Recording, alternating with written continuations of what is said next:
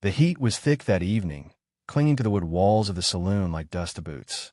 Folks were loud, laughing, playing cards, throwing back whiskey, but none of them noticed her. A girl no older than 17, barefoot and sunburned, stumbled out of the shadows and collapsed face first at the swinging doors of the Broken Spur Saloon. In a town where mercy was scarce and survival meant looking the other way, not a single person moved. Except him, the man who'd spent years blending into silence. The cowboy no one ever heard speak. What made that quiet man rise from his corner that night? No one knew. He hadn't drawn his pistol in 5 years, hadn't raised his voice since his brother died at the gallows. Yet something in her trembling frame, something in the way her hand still clutched a torn ribbon, white as bone, pulled him to his feet. It wasn't pity. It was recognition, the kind that whispers from a wound no one sees. And as he bent down to lift her, the saloon grew still. Cards froze in midair, glasses paused at lips. Because that cowboy, the one whose silence was legend, had chosen to act. Some said she was just another runaway. Others whispered she was cursed, marked by something darker than hunger. But none could explain why. As he carried her across the dusty street to his shack beyond the corral, the wind shifted, and the crows on the chapel roof took flight all at once. That night, something ancient moved through the town of Dry Hollow, something no one dared name.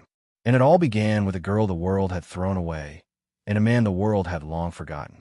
Stay with me, because what happened in the days that followed would haunt this town forever. This isn't a tale of romance.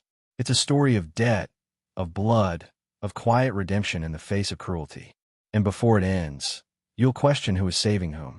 Because in the Old West, salvation rarely rode in on a horse. Sometimes, it crawled to a doorway and waited to be seen. And if you're still listening, if something in you just tightened at the thought of being the one left unseen, then don't blink. Because this story is about to unfold like a wound that's waited too long to bleed. And the first drop starts here. When she woke up, it was not to the sound of gunfire or drunken laughter, but to the creaking rhythm of a rocking chair and the soft hiss of a kettle over the fire. Her cheek rested on a rough wool blanket that smelled of cedar and dust. She blinked at the ceiling of a small wooden cabin, humble, weather-worn, and as quiet as a church at midnight. A tin cup of water sat by her side. No one hovered. No questions waited. Just silence and the steady breath of a man sitting by the window, watching the dawn crawl across the sky. The cowboy hadn't asked her name. He hadn't touched her once more than needed. He'd placed her on his only bed, set a basin of water by her feet, and returned to his chair like a man used to ghosts. And in that stillness, she saw him, face lined by time, hat low over his brow, and eyes that didn't flinch at sorrow. She tried to speak, but her voice cracked like dry leather. He didn't turn. He only said, "You can stay until you can stand." Then nothing more. Outside, the town whispered. Rumors spread like wildfire in Dry Hollow. Some said she was a bandit's daughter. Others believed she was a decoy for a coming ambush. But no one dared knock on the cowboy's door. Not since the night he faced down 5 bounty hunters and walked away without a scratch. His silence had become legend, not out of fear, but respect. Because when a man carries a kind of past in his eyes, you don't prod the wound. She stayed 2 nights before finding the strength to stand. Her name was Ellie. Her voice, when it returned, was soft and unsure, like a melody half remembered. The cowboy simply nodded when she thanked him. He offered no questions, only pointed toward the barn where she could wash her face and warm her hands. It was kindness, yes, but not the gentle kind. It was the raw, unsentimental mercy of the West, help given without promise, protection without affection. But even Ellie could feel it, an undercurrent of something unspoken. There was a weight in the air that clung to him, a sorrow too deep for words. Every glance he avoided, every answer he left hanging, hinted at a story buried beneath his silence. She wanted to ask, but the West had taught her one thing. Some scars speak louder than any tale, and the quietest men often carry the loudest truths. By the 4th morning, Ellie was sweeping the front porch with the same diligence she'd once used to hide bruises under her sleeves. The cowboy had never asked her to help, but she couldn't sit idle while someone else carried the weight of her survival. He fed the horses in silence. She noticed how he limped slightly when walking toward the stable, favoring his right leg. Old wound, maybe, or maybe not so old. Wounds like that didn't just come from accidents. They came from choices. That afternoon, a wagon rolled into town, its wheels creaking louder than a saloon door on payday. A preacher and 2 deputies stepped down, looking for someone. Ellie stood frozen behind the cabin curtains, breath caught in her throat. The cowboy didn't flinch. He walked right past them, tipping his hat with a glance that said nothing and everything. The preacher nodded in return, as if recognizing something sacred or dangerous in a man's silence. They left without knocking. That night, the wind howled across the plains like a coyote mourning the moon. Ellie asked him what he'd done to make the law look the other way. He didn't answer right away, just poked the fire with a stick, sending sparks upward like dying stars. Sometimes, he said, voice low and flat, the law owes you more than justice. He didn't elaborate, and she didn't press. But that sentence clung to her like the smell of gunpowder, unmistakable and haunting. Over the next few days, she learned his rhythms. He rose before dawn. He never prayed out loud, but she saw him touch the brim of his hat each morning, as if tipping it to someone long gone. He mended his own boots, sharpened his own knives, and spoke to his horse like it was kin. And slowly, Ellie began to see beyond the mystery. This man, this quiet cowboy, wasn't hiding from the world. He was protecting it from something inside himself, and that terrified her, not because she feared him, but because she feared the kind of pain. The kind you bury so deep, it stops making noise. The kind you carry with honor because no one else would dare. Ellie wasn't just recovering from hunger or heat stroke. She was learning to breathe in a world where silence could speak louder than violence, and where the quietest cowboy could carry a story too heavy for any man to tell alone. Ellie began tending the garden behind the cabin, a patch of stubborn soil that yielded little more than onions and prickly lettuce. But the act of planting, of placing something into the earth with the hope it might rise, felt like defiance. One afternoon, while digging through the dirt, her fingers brushed against something cold and metallic. She unearthed a rusted tin box, sealed shut by time. When she showed it to the cowboy, his face went still. He didn't open it, just took it gently, nodded once, and tucked it away in the chest beneath his cot. That night, Ellie couldn't sleep. Something about the way he'd held the box, like a relic, not a keepsake, gnawed at her. In the darkness, she remembered stories her father used to tell before he disappeared into whiskey. Tales of men who buried their sins in boxes, and of women who dared to open them. She didn't know what haunted this cowboy, but she began to suspect that whatever he was protecting wasn't just her. It was the town itself. From what? She had no idea. The next morning, the sky turned copper with dust. A rider came from the east, cloaked in black, his horse limping and eyes burning like coals. He asked for the girl, by name, Ellie. The cowboy didn't flinch. He stepped between the rider and the door without a word. The stranger smiled, thin and crooked, and left a folded paper nailed to the fence, then rode off without another glance. When Ellie read it, her knees gave out. It wasn't a threat. It was a bounty. $200 for her return, alive. She didn't cry. She'd learned to stop doing that long before Dry Hollow. But something inside her cracked. She expected the cowboy to send her away, to pack his silence into a saddlebag and disappear like smoke. Instead, he poured her a cup of coffee, stronger than hell and twice as bitter, and placed his old rifle on the table between them. You stay, he said, and we wait. That was all. No lecture. No plan. Just loyalty, quiet and firm, like a mountain that doesn't move for storms. Ellie realized something then, something most folks never learn until it's too late. Family isn't blood. It's who stands between you and the bullet.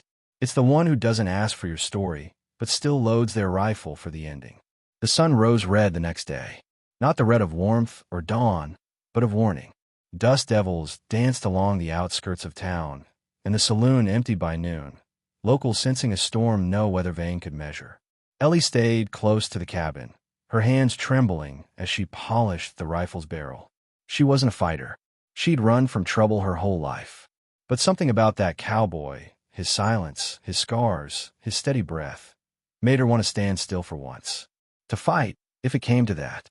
He showed her how to hold the rifle, how to brace her shoulder, how not to flinch. His hands never lingered. His voice was low, clipped, purposeful. And when she failed to hit the stump on her first shot, he didn't laugh. He simply said, "Try again." And she did. Again and again, until her arms ached and her eyes blurred. She hit it by sundown. A single shot. Clean. His nod was all the praise she needed. That night, they ate stew in silence. Outside, the wind had died, but the quiet felt different, thicker, watchful. Ellie couldn't sleep. She sat on the porch, the rifle across her lap, watching shadows crawl along the fence. The cowboy joined her near midnight. He didn't speak for a long time. When he did, his words were softer than she expected. The world took my sister when I was 16. I didn't speak for a year after. He paused, swallowed. Found the man who did it. Didn't kill him. Left him in the desert. Let the West choose. Ellie didn't respond. She didn't need to. She understood now that his silence wasn't a prison. It was a vow, a code, a way of protecting others from the weight of what he'd done and what he hadn't. And in that moment, sitting beneath a sky pricked with stars, Ellie stopped being afraid. Not because danger had passed, but because she was no longer facing it alone. The West had a way of tearing people down to their bones, but it also had a way of forging something new from what remained. Ellie wasn't who she'd been, and neither was he. Something bound them now, something forged in silence, strengthened by dust, and written not in blood, but in the promise of standing, side by side, when the world comes knocking. Morning came with the sound of hooves, too many to count. Ellie stood at the window, her breath fogging the glass as she watched a line of riders descend the ridge like a dark tide. At the head rode the same man who'd left the bounty note. His face was hidden beneath a wide-brimmed hat, but his posture oozed arrogance. Men like that didn't come for answers. They came for what they believed was already theirs, and they came prepared to bleed for it. The cowboy didn't panic. He strapped on his holster, adjusted his coat, and placed a tin of bullets on the table beside Ellie. Then he looked her in the eye, not with fear, but with something steadier, a kind of trust she didn't think she'd earned. "Stay low," he said, voice like gravel in a storm, "and don't shoot unless I go down." It was the closest thing to a goodbye he'd ever said, and it hit harder than any farewell she'd ever heard. The riders stopped 20 paces from the cabin. The leader dismounted, hand resting casually on his revolver. "You're harboring property," he said, loud enough for Ellie to hear through the boards. "She's not yours. Never was." The cowboy didn't move, didn't reach for his gun, just stared. The silence stretched, thick and dangerous, until the leader smirked. "All right then," he spat, stepping forward. "Let's settle it the old way." Two men stepped from the line. One carried a rifle. The other swung a chain like a leash. Ellie's heart raced. Her hands clenched the rifle barrel so tight her knuckles ached. The cowboy walked forward, alone. No theatrics. No final words. Just dust under his boots and the slow, deliberate steps of a man who'd already made peace with what might come. He stopped just short of the leader. Then, in one blinding motion, the silence exploded. 3 shots cracked the air. One from the cowboy's hip, one from the chainman's rifle, and one from the porch behind them. Ellie had fired, instinct driving her finger before thought could catch up. When the dust settled, 2 men lay bleeding in the dirt. The third, the leader, held his arm, wide-eyed and pale. He looked from Ellie to the cowboy, then back, and understood what he'd missed. This wasn't a rescue. It was a stand, and he was outnumbered. They left at sundown. No words, no threats, just retreat. The leader, wounded and bitter, spat once into the dirt and vanished into the dusk with what was left of his pride. The town, ever watchful from behind half-closed shutters, exhaled in silence. No one came to thank them. No one offered aid. But the looks had changed. Not of pity, but of caution. Respect, perhaps. The kind born from witnessing something dangerous wrapped in quiet decency. Back inside the cabin, Ellie's hands still trembled. The rifle leaned against the wall, barrel still warm. She looked at the cowboy, expecting praise, maybe even disappointment. Instead, he just poured her a cup of coffee and slid it across the table. "You did what you had to," he said. No lecture, no celebration, just truth. And in that moment, she understood something deeper. Survival in the West wasn't just about bullets and grit. It was about knowing when to fire and when not to. That night, she asked him about the tin box. For the first time, he didn't avoid the question. He brought it out, set it on the table, and pried open the rusted lid. Inside was a single photograph, faded, cracked, but still visible. A young girl, his sister, smiling in front of a church that no longer stood. She was 14, he said. I promised I'd protect her. I failed. Ellie didn't speak. Her hand reached across the table, resting near his. Not touching, just close enough to be felt. It was enough. Days passed. The town kept its distance, but the silence around the cabin changed. It wasn't empty anymore. Ellie still cooked, still swept the porch, still mended the torn curtain by the window. But she also laughed sometimes, quietly. And the cowboy, though still a man of few words, would glance her way when she did, like someone rediscovering the sound of a long-lost song. They never spoke of what came next, whether she would leave, whether he would ask her to stay. But every morning, 2 cups of coffee steamed on the table. 2 chairs sat at the fire. And every night, the wind whispered through Dry Hollow, softer now, like even the West had decided some things were worth protecting. One morning, as the first frost kissed the edges of the windows, Ellie found herself staring out over the horizon, the sky smeared with soft blue and gold. Winter was creeping in slow, and the ground had begun to harden. The cowboy had gone out early, as always, checking the fences that curled like broken ribs along the property. She stood there holding his coat in her hands, forgotten on the peg, and for the first time, she feared the silence. Not because it was empty, but because it had started to mean something. The townsfolk kept their distance, but their eyes lingered longer now. At the general store, Mrs. Kilburn no longer raised her brows at Ellie's presence. The blacksmith, who once spat when she walked past, nodded once when she returned a dropped nail. Respect in the West didn't come with applause. It came slow, quiet, and earned by survival. Ellie wasn't just the girl who collapsed to the saloon door anymore. She was the girl who stood her ground beside the quietest man in town. One night, a letter arrived. No writer. No return name. Just an envelope tucked beneath a stone at the fence post. Ellie found it while gathering firewood. The handwriting was unmistakable. It was her mother's. Shaky, uncertain, scrawled in ink that had bled from rain. Inside, just 6 words. Don't come home. They're watching us. No signature. No explanation. But Ellie didn't need one. She knew who they were. And she knew the bounty wasn't over. It had only just gone underground. She showed the letter to the cowboy without a word. He read it, folded it twice, and set it into the flames without hesitation. You're not running again, he said. Not while you're under my roof.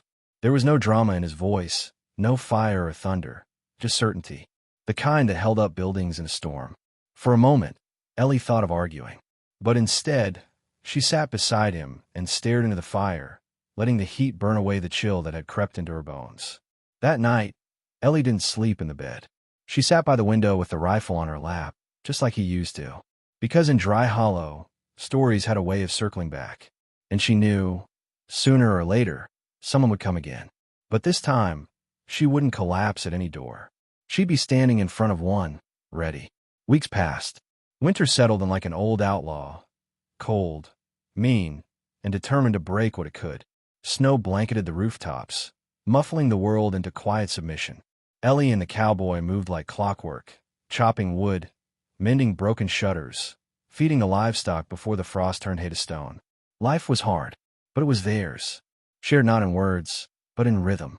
In the way she knew when to pour his coffee without asking. In the way he placed a second pair of gloves by the fire before she came in from the cold. One evening, a stranger arrived. A woman, older, wrapped in a coat made of fox fur, her eyes hard like glass. She claimed to be Ellie's aunt, claimed she had papers, and that the girl belonged to her family's estate out east.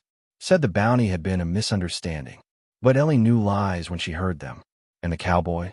He stood behind her, arms crossed, saying nothing, just watching. And that silence, thick as iron, made the woman flinch before her second sentence even began. When Ellie refused to go, the woman laughed. You're not safe here. You think this man can protect you. The cowboy stepped forward then, not fast, not angry, just steady. Ma'am, he said, voice like the groan of a closing coffin lid. This land may not be safe, but it's honest, and that's more than you brought with you. The woman didn't answer. She turned, furious and humiliated, and vanished into the snow. Ellie didn't follow. She didn't even watch her go. She just stood there, her spine straight, her jaw tight. She was done being taken. Afterward, they said nothing. No need. They both knew what had just happened. Ellie had chosen her place. And the cowboy had confirmed what everyone else had suspected, that the man who once lost everything was willing to stand again. Not for vengeance, but for someone who reminded him that second chances don't come wrapped in gold. They come ragged, bruised, and barefoot at your door. The days grew shorter, the wind harsher, but there was warmth in that cabin no fire could create. Not romantic, not loud, just steady. The kind of warmth that makes a broken soul believe it can be whole again. And while the West still watched with its cold eyes and cruel hands, neither of them looked back. Not anymore. Because once the West tests you, and you survive, you become part of its legend. Spring crept in like a whisper, slow and uncertain. The snow melted into rivers of mud, and patches of green returned to the hills around Dry Hollow. With the thaw came a stillness unlike the hush of winter. It was the calm after a battle no one saw, but everyone felt. Ellie took to walking the ridge at sunrise, rifle slung over her shoulder, hair tucked beneath her scarf. She wasn't patrolling, she was remembering. Each step was a footprint over a past that no longer had power over her. The cowboy spent more time in the barn now, fixing things that didn't need fixing, replacing hinges, straightening nails, polishing saddle leather until it gleamed like river stone. Ellie knew the signs. Men like him didn't speak their piece. They lived it, day by day, motion by motion, as if proving to themselves that they still had something worth building. And this time they did. Not a homestead, not a legacy, but something smaller, quieter. A reason. One afternoon, while helping mend a fence post split by winter frost, Ellie looked up and asked, "You ever think about leaving?" He didn't answer right away, just pressed the last nail into the beam and leaned on the hammer. "I've been gone long enough," he said. "Figured I'd try staying put for once." She smiled. It wasn't wide or bright, but it held more light than any torch. And he noticed. For the first time in years, he noticed. Later that night, as the lantern flickered low, Ellie pulled out a small bundle from beneath her bed. A hand-stitched pouch, worn thin, holding a single silver locket. Inside was a photo of a young girl with her father. Her. Before everything. She set it on the table, beside his tin cup. No words. No explanation. Just her truth, laid bare in the same quiet language he had taught her to speak. He looked at it for a long time before nodding once, and leaving it exactly where she placed it. Outside, the wind moved through the prairie grass like fingers across an old song. And inside that cabin, two people sat beneath the silence. Not as strangers, not as rescuer and rescued, but as equals. Survivors of different wars, bound by the same quiet creed. That sometimes, the ones with the loudest hearts are the ones who say the least. Dry Hollow changed that year. Slowly, subtly. The saloons started closing earlier. The sheriff, once more comfortable sipping whiskey than enforcing law, actually patrolled the town square. Kids stopped throwing rocks at the chapel's windows. Something had shifted, as if the wind itself had turned direction. Not because of one act or one man, but because the town had remembered what it meant to stand for something. And they had seen what quiet strength looked like. Ellie and the cowboy never spoke of what came before. Not because it was forgotten, but because it didn't need repeating. The past had done its damage. Now came the healing, slow, like rain after drought. She planted new seeds in the garden. He built her a bench beneath the juniper tree. They didn't call it home, but they didn't call it temporary either. It just was. And that was enough. Sometimes riders passed through asking questions. Sometimes rumors crept in from other towns, stories of men searching for a girl with sharp eyes and a rifle arm. But they never came close. Whether by chance or by the quiet reputation that now wrapped that cabin like armor, Ellie was left in peace.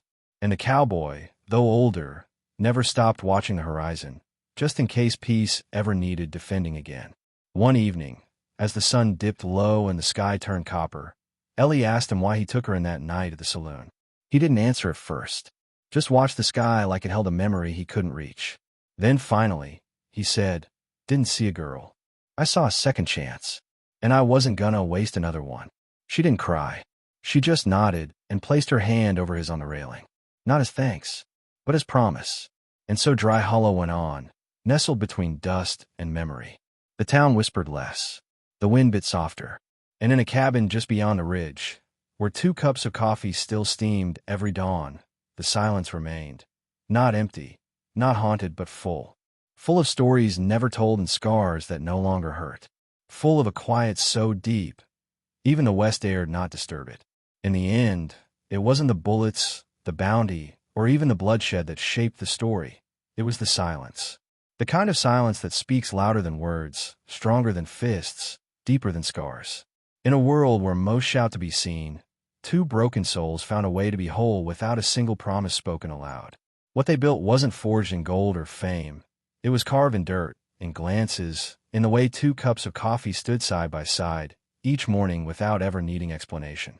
Ellie didn't become a legend because she was rescued, and the cowboy didn't earn respect by raising his voice or drawing fast. They became something greater because they chose stillness over noise, loyalty over fear, and presence over memory. That's the truth the West has always hidden behind its myths. Real strength isn't in how loud you fight, but in how quietly you endure and how fiercely you protect the peace you've earned. Their cabin still stands. Maybe the paint's faded, maybe the fence leans, but the story echoes through every beam. A girl who refused to run one more time. A man who decided that saving someone else was the only way to save himself. It's not a fairy tale. It's not clean, but it's true. And in this life, especially in the dust-bitten heart of the West, truth is the rarest kind of gold. So if you've ever felt forgotten, abandoned at the edge of the world, remember this story. Remember that sometimes, the ones we least expect are the ones who lift us when we fall. And sometimes, the door that seems to close on your last breath opens to your first chance. You don't need to be loud to be brave. You don't need to be strong to begin. You just need to stay standing long enough to be seen. If this story stirred something in you, if it made you feel, think, or remember someone who once stood for you, take a moment. Subscribe to the channel so you never miss a tale like this again. Leave a comment and share what part moved you most. And if you felt the weight of these words, give this video a like, not just for the story, but for the silent courage we all carry.